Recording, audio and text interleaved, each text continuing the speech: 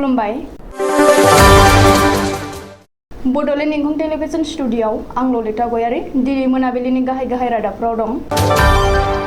दैबानाजों सैनांनायफोरनो गिबि मन्थ्रिनि अनसुंथाइ मुलाम्फागिरिफोरा एकाउन्टाव रां मोनगोन। बिजनीआव बारमि सुपारि लाबोनाय ट्राक हमदों। बसासिया गलाघाट जोबथेसालियाव आनजाद लिरदों। आसामाव कभिडजों सासे पुलिस अफिसारनि जिउ खहा। गागि खौरांगिरि आबु ककर सिद'दिगा रुंसारि जाबाय। बाक्सानिफ्राय लन्दनाव लेबु दैथायहरनाय जिल्ला बेंगिरि आयुष गार्गआ जागायहोबाय। आसाम आरो अरुणाचल प्रदेशनि सिमानि जेंनाखौ लानानै नामसाय गोरोबथा। चिराङाव आयेन बेरेखायै गिलु बालु दंफां दानफायनानै हाग्रा फोजोबस्रांनाय सोलिगासिनो। दानिया फैदो आबुं रादाबाव।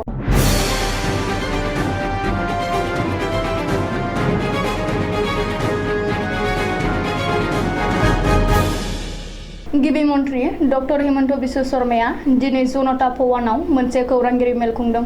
मन्थ्रि डक्टर रमेश पेगु आरो जगेन महनखौ लोगोआव लाना गिबि मन्थ्रि डक्टर हिमन्त बिश्व शर्माया दिनै जनता भवनाव खौरांगिरि मेल खुंना रायजो नाङै दैबानायाव सैनांनाय सुबुंफोरनि थाखाय राङारि अनसुंथाइ फोसावदों। गिबि मन्थ्रिया खौरांगिरि मेलाव बुंनाय बादिब्ला देग्लायनि मोननै दैबानायाव रायजो नाङै मोन 34 जिल्लायाव खहा जादों। देग्लाय गासै 152 रेभिनिउ सार्कलनि 9,918 गामिफोराव दैबाना खहा जादों। गुबुन फारसे देग्लायनि गिख्रंथाव दैबाना आरो हा गिसिगानायाव रायजो नाङै 195 सुबुङा जिउ गोमाबाय आरो 37 सुबुङा दासिम गोमानानै दं। दैबाना आरो हा गिसिगानायाव जिउ गोमानाय मोनफ्रोमबो नखरनो रायजो सोरखारा 4 लाख रां खहा सुफुंनाय होगोन आरो बे अनसुंथायारि रांखौ मुलाम्फागिरिफ्रा रावनिबो हेफाजाब लायालासे बेंक एकाउन्टआव मोननो हागोन होननानै गिबि मन्थ्रि डक्टर हिमन्त बिश्व शर्माया खौरांगिरि मेलाव फोसावदों। मख'नो गोनांदि देग्लायनि बादि दैबानाखौ जिउआव नुफेराखैमोन आरो रायजो नाङै 1 लाखनिबो बांसिन दैबानायाव थाबथानाय सुबुंखौ बोखांनो गोनां जादों होननानैबो गिबि मन्थ्रिया बुंदों। गिबि मन्थ्रिया फोरमायनाय बादिब्ला देग्लायनि गिख्रंथाव दैबानायाव रायजो नाङै 2,80,992 हेक्टर आबाद फोथारा खहा जादों आरो 54,837 जिब जुनारफ्रा थैदों। दैबानानि समाव रायजो नाङै 7,42,250 सुबुंफ्रा रैखाथि बादायाव आश्रय लानो गोनां जादों आरो रैखाथि बादाफ्राव 2,19,298 कुइन्टेल माइरं आरो 1 लाख लिटार थाव गुबै राननानै होदों होननानैबो गिबि मन्थ्रिया रिपर्ट होदों। गिबि मन्थ्रि डक्टर शर्माया बेखौबो फोरमायबावदों दि गिख्रंथाव दैबानायाव खहा जानाय गासै 1,81,859 नखरफोरनो रायजो सोरखारा 3,800 राङै अनसुंथाइ होबाय। गिबि मन्थ्रिनि रिलिफ फान्डनिफ्राय साफ्रोमबो फरायसाफोरनो लेखा बायनो थाखाय 1,000 राङै एकाउन्टआव सोनानै होगोन होननानैबो गिबि मन्थ्रिया दिनै खौरांगिरि मेलाव फोसावदों। रायजो नाङै मोन 30 जिल्लायाव गासै 1,01,539 फरायसाफोरनो एकाउन्टआव 1,000 रां सोना हरगोन। बिजनीआव बारमि सुपारि ट्राक हमदों। थांनाय हराव चिरां जिल्लानि बिजनी थाना पुलिसा दलहापारानि 30 नं राजा लामायाव बारमि सुपारि लाबोखोमानाय गंसे ट्राकजों लोगोसे 2 सुबुंखौ हमदों। बिनि बागै पुलिसा सुलुङाव फोरमायनाय बादिब्ला मोनसे स्रोत सुलुंखौ बिथा खालामना बिजनी एसडिपिअ शेखर जयति रायनि दैदेननायाव बिजनी थानानि पुलिसा दलहापारानि टल प्लाजानि साखाथिनिफ्राय बारमि सुपारि लाबोनाय गंसे ट्राकखौ हमनो हादों। पुलिसा AS11 DC 9438 नम्बरनि ट्राकजों लोगोसे ड्राइभार आरो हेन्डिमेनखौबो हमदों। मख'नो गोनांदि सिलचरनिफ्राय सोनाब बंग फारसे थांनाय ट्राकआ आदब बाहायनानै 40 केस सन्देह गोनां बारमि सुपारिफोरखौ लाबोखोमादोंमोन। उननि समाव बिजनी पुलिसा ट्राकजों लोगोसे ड्राइभार आरो हेन्डिमेनखौ हमनानै बिजनी थानायाव लाबोयो। बबेखानि बेनि बागै बांसिन मिथिनो थाखाय बिजनी पुलिसा सिलचरनि थागिरि ड्राइभार रुपन लस्कर आरो हेन्डिमेन शहरी उद्दिनखौ जेरा खालामदों। जोबथेसालियावनो आनजाद लिरबाय बसासि बुरागहाया दिनै फुंनि 9 रिंगानिफ्राय गलाघाट जोबथेसालियाव बसासिया गावनि आनजाद लिरदों। बिजिरसालिनि बिथोन बायदियै DCB कलेजनि एग्जाम इनचार्जआ गलाघाट जिल्लानि खुंथाय आरो जोबथेसालिनि खुंथायनि मददाव बसासिनि थाखाय गलाघाट बिजिरसालियाव आनजाद लिरनायनि खाबु खालामना होदों। ओरैहाय दिनै फुङाव जोबथेसालिनि सिङाव आनजादाव जिरायनाय बसासिनि आनजादा मोजां जानायखौ हास्थायनानै बिफाया फुजा होना आरज गाबदों होननानै मिथिनो हादों।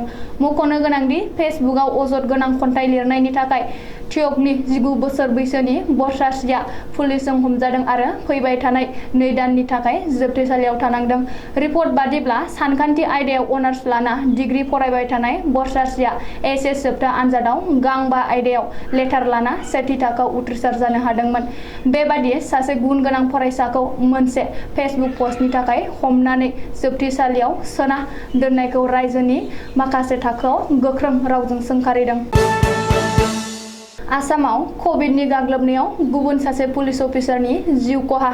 चराइदेव जिल्लानि सनारियाव कभिड-19 नि गाग्लोबनायाव दिनै सासे पुलिस अफिसारा जिउ गोमादों होननानै खौरां मोन्दों। कभिडनि गाग्लोबनायाव जिउ गोमानाय गुबुन सासे पुलिस अफिसारखौ 50 बोसोर बैसोनि मनरन्जन फुकन होननानै सिनायथिनो हादों। रिपर्ट बादिब्ला थांनाय बृहस्पतिबारखालि हरखाब देहा गाज्रि जानायाव मनरन्जन फुकनखौ सनारिनि सिभिल हस्पिटालाव थिसननाय जादोंमोन। नाथाय उननि समाव कभिड टेस्ट खालामनायाव कभिड-19 पजिटिभ मोनो आरो डिब्रुगड़नि आसाम मेडिकेल कलेज आरो हस्पिटालाव शिफ्ट खालामना गोजौ फाहामथाय होदोंमोन। नाथाय मनरन्जन फुकनआ आसाम मेडिकेल कलेज आरो देहा फाहामसालियाव ट्रिटमेन्ट सोलिफुनाय समावनो मैया मोनाबिलियाव अबथिरा जिउ गोमायो होननानै खौरां मोन्दों। रिपर्ट बादिब्ला शुक्रबारखालि सानसेनि गेजेराव आसामाव गोदानै 706 कभिड-19 पजिटिभ केस मोन्दों। गसाइगाव प्रेस क्लाब आरो गसाइगाव महकुमा जार्नालिस्ट एस'सिएशननि बारग' आफादगिरि आरो गोबाव समनिफ्रायनो दा सेन्टिनेल, दा असम पस्ट, दैनिक गण, अटिकार बायदि बायदि खौरां बिजों आरो खौरांलाइफोराव खामानि मावबोनाय गागि खौरांगिरि आबुक्कर सिद्ध'दिकआ रुंसारि जाबाय। आबु कक्करआ सिद्ध'दिकआ गोबाव समनिफ्रायनो बिगुरनि बेरामजों नारसिनजानानै चेन्नाइनि देहा फाहामसालियाव फाहामथाय लागासिनो दंमोन। नाथाय मैया हराव हरखाबै रुंसारि जायो होननानै मिथिनो हादों। मख'नो गोनांदि आबु कक्कर सिद्ध'दिकनि रुंसारि जानायखौ गोथौ दुखु मोननाय फोरमायनानै दिनै गसाइगाव प्रेस क्लाबआ फुंनि 10 रिंगानिफ्राय दाहा खालामनाय हाबाफारि लादों आरो रुंसारि आबु कक्कर सिद्ध'दिकनि मुङै बिबार बावो आरो 1 मिनिटनि थाखाय इसोरनाव आरज गाबो। आबु कक्कर सिद्ध'दिकनि रुंसारि जानाया गासै गसाइगाव ओनसोलनि खौरांगिरिफोरनि गेजेराव गोबां दाहा गालांबाय। गसाइगावनि गासै खौरांगिरिफ्रा आबु कक्करनि जिउमानि थाखाय इसोरनाव आरज गाबदों आरो दाहा फोरमायदों। बाक्सा जिल्लानि सदल मुसलपुरनिफ्राय लन्दनसिम लेबु दैथायहरनो थाखाय जागायजेनबाय। शुक्रबारखालि बाक्सा जिल्लानि जिल्ला बेंगिरि आयुष गार्गआ जिल्ला मावख'नि लांगोनायाव मावख'आरि राहाजों बेखेवनानै होदों। नीलाचल एग्र' प्रडिउसार कम्पानि लिमिटेडनि बानजायनायाव दिहुनजानाय 4,000 लेबुखौ लन्दनाव शुक्रबारखालि दैथायहरनाय जायो। लेबु दैथायहरनाय बे हाबाफारिखौ फ्लेग अफ खालामनानै जिल्ला बेंगिरि आयुष गार्गआ बुंदों दि आथिखालाव फैबाय थानाय समफोराव आबादारिफ्रा दिहुननाय लेबु आबादनि फिथाइफोरखौ फाननो थाखाय जेबो जिंगासिनांगौ गैलिया। गासैबो आबादारिफोरा गावबा गावनि दिहुननाय मोनफ्रोमबो रोखोमनि आबादनि फसलखौ फाननो थाखाय जिल्लानि आबाद बिफानजों सोमोन्दो एबा सुलाद लाखिनो हागोन। बाक्सा जिल्लानि आबादारिफ्रा जाहाथे सानफायाव 1000 किल'ग्राम लेबु दिहुननो हायो बेखौ जिल्ला बेंगिरि आयुष गार्गआ खावलायदों। बे खाबुआवनो नीलाचल एग्र' प्रडिउसार कम्पानि लिमिटेडनि गाहाय मावख'गिरि मानस प्रतिम कलिताया बुंदों दि जिल्ला बेंगिरि आयुष गार्गनि हेफाजाबाव गिबि खेबनि थाखाय गुबुन हादर एबा लन्दनाव लेबु दैथायहरनो हाबाय। बाक्सा जिल्लायाव लेबु आबादनि थाखाय जोबोर मोजां जायगा, बेखायनो आथिखालाव आबादारिफ्रा लेबु आबाद मावनो थाखाय आवगायबोदों आरो गोसो गुदुं जादों।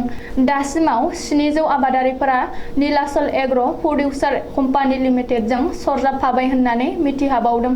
बे हाबाफारियाव एडिसि आशरफुल आमीन, एजिपि राजेन्द्र सिंह, बाक्सा जिल्लानि जिल्ला आबाद मावखुलिनि दुलाल दास, जिल्ला दारिमिन आरो फालांगियारि मावख'गिरि हिरेन तालुकदार किंकर भट्टाचार्यमोनजों लोगोसे गोबां दंफायोमोन।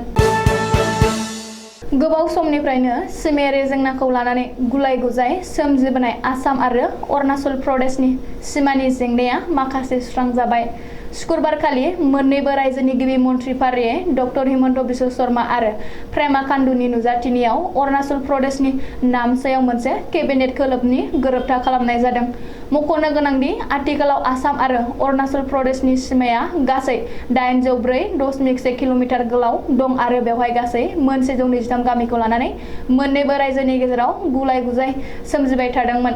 शुक्रबारखालिनि बे गोरोबथायाव गासै 37 गामिनि जेंनाखौ सुस्रांजाबाय आरो बेनि गेजेराव 29 गामिया अरुणाचल प्रदेशनि बाहागोआव दं होननानै फोरमायनाय जादों। मख'जाथावदि थांनाय 2021 मायथाइनि सेप्तेम्बर दानाव बे सिमायारि जेंनाखौ सुस्रांनो थाखाय गासै मोन 12 नायबिजिर कमिटि दानानै होनाय जादोंमोन। चिरां जिल्लानि बेन्दोंआव भारत-भुटान सिमायारि रुनिकाटा बेंटल ओनसोलाव हाग्रा बिफानआ हरखाबै सिग्रोमनानै गंथाम दंफां हाखावग्रा मिलनिफ्राय गोबां बिबांनि दंफां थुख्रा बोखांनो हादों। DFO प्रमानन्द पातिरिनि दैदेननायाव 6थि बेटेलियन SSBनि जवानफोरखौ लाफानानै बे हरखाबै सिग्रोमनायखौ खालामनाय जादोंमोन। बेनि उनाव माखासे आरजाथावै खौरांआ सोराङाव फैदों। हाग्रा बिफाननि सुलुङाव फोरमायनाय बादिब्ला माखासे दुथां हानजाया राजनीतिकनि दहाय लानानै हाग्रा बिफाननि खामानियाव गोबां हेंथा लाबोदों। मानो होनोब्ला आथिखालनि हाग्रा बिफाननि मावफुं सोद्रोमा रनजित बसुमतारीनि मुं लानानै गोबाङानो हाग्रा बिफाननि मावफारियाफोरनि खामानियाव आखाय होनायनि अजद थिखांदों।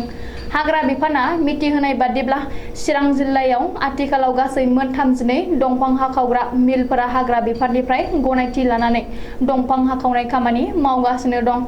बेनिनो मोनब्रै मिलआ सिगांनि BPF दोलोनि सोरखार थानाय समाव होखानायमोन आरो UPPL सोरखार फैनायनि उनाव गासै मोन 28 गनायथि होनाय जादों। बे मोन 32नि गेजेराव मोनथाम दंफां हाखावग्रा मिलनि गनायथिलाइखौ केन्सेल खालामनाय जाबाय होननानै सुलुङाव फोरमायदों। दिनै मोनाबिलिनि रादाबा एसेनोसै। गोजोन्थों।